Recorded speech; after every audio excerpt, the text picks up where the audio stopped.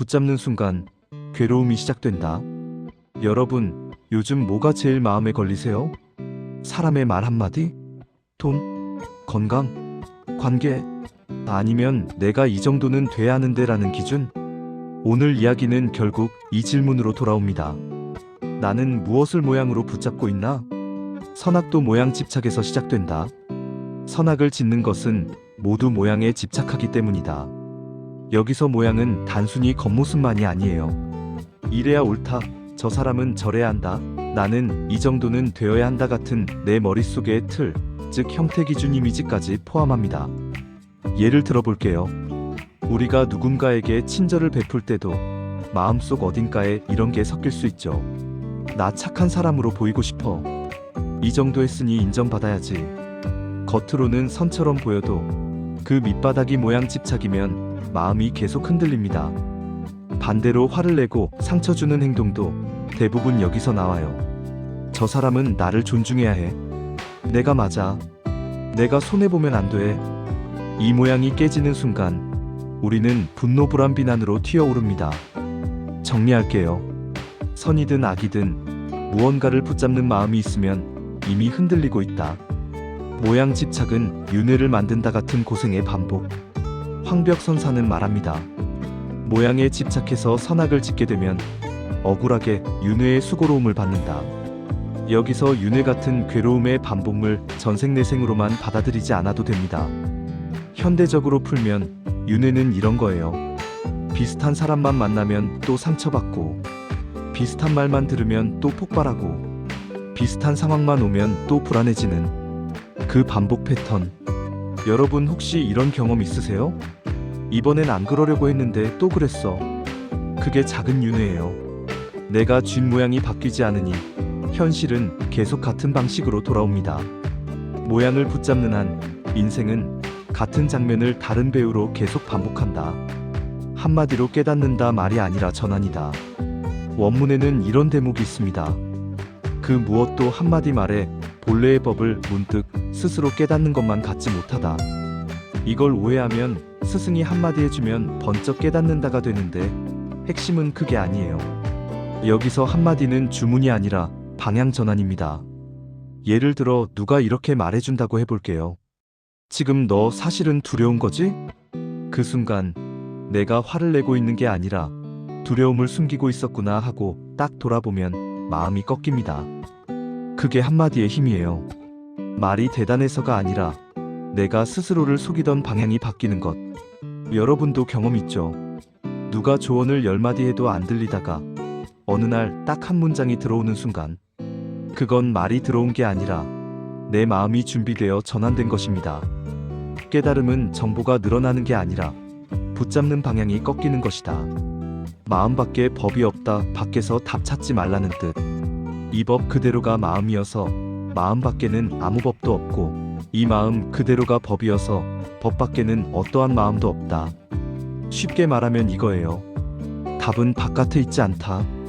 세상을 바꾸기 전에, 남을 바꾸기 전에, 운명을 바꾸기 전에 지금 이 순간 내 마음이 어떻게 현실을 만들고 있는지부터 보라는 말입니다. 이걸 생활로 가져오면 이런 장면이 됩니다. SNS를 보다가 비교가 올라온다. 그 비교가 나를 초조하게 만든다. 초조함이 말투를 거칠게 만든다. 거친 말투가 관계를 망친다. 관계가 망가지니 세상이 문제야라고 느낀다. 하지만 출발점은 어디였죠? 내 마음이 만들어낸 해석이었습니다. 여러분은 요즘 세상이 힘든가요? 아니면 내 마음이 힘든가요? 이 질문을 바꿔 말하면 마음 밖에서 해답을 구하느라 더 지친 건 아닐까? 가 됩니다. 세상은 마음과 따로 놀지 않는다. 마음도 아니다. 무심도 아니다라는 역설. 여기서부터가 선어록이 어려워지는 지점이죠. 원문은 이렇게 말합니다. 그런데 마음 그 자체는 또한 마음이라 할 것도 없으며 무심이라 할 것도 없다. 왜 이런 말을 할까요? 우리는 곧바로 또 모양을 만들어 붙잡거든요. 마음이 중요하대 그러면 좋은 마음이라는 모양을 만들고, 무심이 좋대 그러면 아무 느낌 없는 상태라는 모양을 만들어요. 그러면 어떤 일이 생기죠? 명상을 하다가 잡념이 올라오면 아, 또 생각했어. 나는 실패야. 이렇게 됩니다. 이게 바로 원문에 나오는 말. 마음을 가지고 마음을 없앤다면 마음이 도리어 있게 된다. 생각을 없애려는 생각이 생각을 더 키웁니다. 화를 없애려는 분노가 분노를 더 크게 합니다. 불안을 없애려는 불안이 불안을 더 진하게 합니다. 생각을 없애야 해. 명상력 효과. 조용히 앉아서 아무 생각도 하지 말자 하면 10초 뒤에 뭐가 오죠? 아, 생각하면 안 되는데 라는 생각이 옵니다. 그 순간 이미 게임이 시작된 거예요. 통제하려는 내가 생겼기 때문입니다. 마음을 고치려 들수록 마음은 더 단단해진다. 묵묵히 개합한다. 지금 일어나는 걸 있는 그대로 맞닿기. 다만 묵묵히 개합할 따름이다. 이 말을 현대적으로 바꾸면 설명 말고 지금 경험에 딱 맞다 알아. 불안이 올라오면 왜 불안하지? 분석부터 하는 게 아니라 아, 불안이 올라오는구나. 그리고 몸의 감각을 봅니다. 가슴이 답답한지 숨이 짧은지. 분노가 올라오면 저 사람이 나빴어 판결부터 하는 게 아니라 아, 분노가 올라오는구나. 이렇게 자동 반응 대신 알아차림으로 돌아오는 것. 원문에 나오는 표현이 바로 이겁니다. 언어의 길이 끊기고 마음 가는 곳이 없어졌다. 말로 가는 길이 끊어진다는 건 말이 금지된다는 뜻이 아니라 설명과 해석이 잠시 멈춘 자리를 말해요. 불안이 올라올 때 자동 해석 판단 붙이기. 불안이 오면 자동으로 이런 생각이 붙죠. 망할 거야. 나만 뒤처졌어. 큰일 났어. 그게 무명 모르고 돌아가는 자동 반응입니다. 그런데 불안은 그냥 몸에서 일어나는 파도일 수도 있어요. 파도에 내 인생 끝이라는 자막을 붙이는 게 습관일 뿐. 해석을 멈추면 마음은 이미 반쯤 놓인다. 오늘 결론을 먼저 말하면 찾지 말고 알아차려라. 여기서 영상 13지점쯤이니까 결론을 먼저 말해볼게요. 오늘 심지법문 1장이 우리에게 던지는 핵심은 이겁니다. 무언가를 더 얻어서 완전해지려 하지 말고 지금 붙잡는 마음을 알아차려라. 왜냐하면 황벽선사는 말하거든요. 본래 부처 자리에는 더할 것도 뺄 것도 없다. 툭 트이고 고요하고 밝고 안락할 뿐이다. 이게 되게 과격해 보이죠? 그럼 노력하지 말라는 거야? 아닙니다.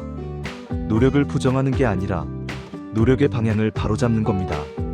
나를 꾸며서 완성하겠다가 아니라 붙잡는 마음을 알아차려서 놓겠다. 수행은 획득이 아니라 전환이다. 미륵불의 광명 90억 컵 비유 한 번의 통찰이 반복을 끊는다. 해설에는 이런 비유가 나옵니다. 미륵불의 백천 광명을 보면 90억 컵의 생사죄에서 벗어난다. 이걸 미륵불을 믿으면 구원 같은 방식으로만 들을 필요는 없어요. 핵심은 이거예요. 반복되는 괴로움은 오래 걸려도 못 끊을 수 있는데 단 한 번의 제대로 된 봄통찰이 그 반복을 끊는 힘이 될 수 있다. 예를 들어 누군가에게 인정받고 싶어서 평생을 달리는 사람이 있어요. 칭찬을 받으면 잠깐 살고 못 받으면 무너집니다. 그런데 어느 날 딱 알아차립니다. 아, 나는 칭찬이 필요한 게 아니라 두려움을 달래고 있었구나. 그 순간 인생이 확 꺾입니다. 이것도 작은 광명이에요. 광명은 바깥에서 쏟아지는 빛이 아니라 안에서 켜지는 알아차림이다. 태어남이 고통이 다일 체계고 나에 집착할수록 괴롭다. 해설은 붓다가 깨달을 때 태어남이 고통을 보았다고 설명하죠. 이걸 무겁게만 듣지 말고 우리가 매일 겪는 수준으로 내려봅시다. 태어남이 고통이라는 말은 세상은 원래 지옥이야가 아니라 붙잡는 나가 생기면 비교 불안 소유 통제가 같이 태어난다는 뜻으로 들을 수 있어요. 재범무와 고정된 나의 알맹이가 없음도 어렵게 말할 필요 없습니다. 나는 생각보다 고정되어 있지 않아요. 어제는 괜찮다가 오늘은 불안하고 어떤 사람 앞에서는 강해 보이다가 어떤 사람 앞에서는 작아지고 상황에 따라 성격이 달라져요. 그런데도 우리는 진짜 나라는 모양을 만들어서 붙잡습니다. 그 모양에 맞추려다가 고통이 생겨요. 외모나 이 학벌 모양 집착. 나는 이 나이에 이 정도는 돼야 해. 나는 이 얼굴이면 이 정도 대우는 받아야 해. 학벌, 직업, 수입 전부 모양입니다. 그 모양이 흔들리면 자존감이 무너지고 흔들리지 않게 하려고 더 불안해져요. 나라는 모양을 만들수록 지킬 게 늘어나 괴롭다. 황벽과 배휴 문답 재현 마음은 그림자다. 이제 재미있게 대화로 한번 해볼게요. 배휴 스님, 마음의 법을 전한다고 하시는데 얻을 법이 없다면 뭘 전한다는 거죠? 황벽 한 법도 얻을 수 없는 것을 마음에 전한다고 할 뿐이다. 배휴, 그런 마음도 법도 없다면 뭘 전해요? 황벽, 마음은 경계를 비추는 그림자일 뿐이니라. 이게 무슨 말이냐면요. 우리 마음은 대상을 있는 그대로 보기보다 비추고 해석하고 덧칠합니다. 그 덧칠된 게 실제 같지만 사실은 그림자처럼 흔들려요. SNS 비교, 좋아요, 집착. SNS에서 누가 여행 사진 올리면 사진은 사진인데 내 마음은 바로 영화를 찍습니다. 나는 뭐하고 있지? 저 사람은 행복하네, 나는 뒤처졌네. 근데 그건 사진의 진실이 아니라 내 마음의 그림자죠. 내가 옳다 집착으로 관계 깨짐. 대화하다가 내가 맞아가 올라오는 순간 상대는 사람이 아니라 틀린 존재가 됩니다. 그때부터 관계는 무너져요. 진짜 중요한 건 정답이 아니라 붙잡는 마음을 알아차리는 것일 수 있습니다. 그림자를 실체로 착각하면 인생이 흔들린다. 고통을 회피할수록 커진다. 회피의 역설. 해설에는 이런 흐름이 있죠. 고통을 무조건 피할 게 아니라 직접 부딪혀 넘어설 때 고통이 진리의 문을 연다. 현대적으로 말하면 이거예요. 감정을 회피하면 감정이 커지고 직면하면 감정이 흘러간다. 고통 회피 더 커짐. 불안한데 불안한 생각을 절대 하면 안 된다고 억누르면 불안은 지하에서 더 커집니다. 관계가 힘든데 회피하면 상대는 더 서운해지고 내 죄책감도 커져요. 그런데 직면은 거창한 게 아닙니다. 10초만 이렇게 해보는 거예요. 아, 지금 불안이 있구나. 아, 지금 회피하고 싶구나. 이게 묵묵히 개합하는 첫걸음입니다. 피하면 반복되고 보면 풀린다. 깨달으면 끝.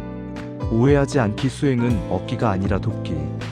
원문에는 사마승지 겁을 수행해도 마지막엔 자기 부처를 깨닫는 것뿐. 깨닫고 나면 오랜 수행도 꿈 같다는 말이 있습니다. 이걸 그럼 수행 필요 없네? 로 오해하면 위험합니다. 황벽선사가 치는 건 수행이 아니라 무언가 얻어서 완전해지려는 마음이에요. 수행의 가치는 이런 겁니다. 마음이 자동으로 붙잡는 걸 빨리 알아차리게 해주고, 화불한 집착이 올라올 때 전환할 힘을 길러주고, 그림자를 그림자로 보게 도와줍니다. 그러니 수행은 의미가 있어요. 다만 목표가 뭔가를 더 갖는 것이 아니라 지금 붙잡는 걸 놓는 쪽으로 가야 합니다. 수행은 성취가 아니라 깨어남을 돕는 습관이다. 오늘의 핵심 5줄 요약. 오늘 아주 짧게 정리하면 이렇습니다. 선악의 뿌리에도 모양을 붙잡는 마음이 숨어있다. 붙잡는 마음은 같은 괴로움을 반복하게 한다. 윤회 반복 패턴. 깨달음은 말이 아니라 방향 전환이다. 마음을 억지로 없애려 하면 마음이 더 생긴다. 바깥에서 답을 찾기보다 지금 일어나는 마음에 묵묵히 맞닿아라.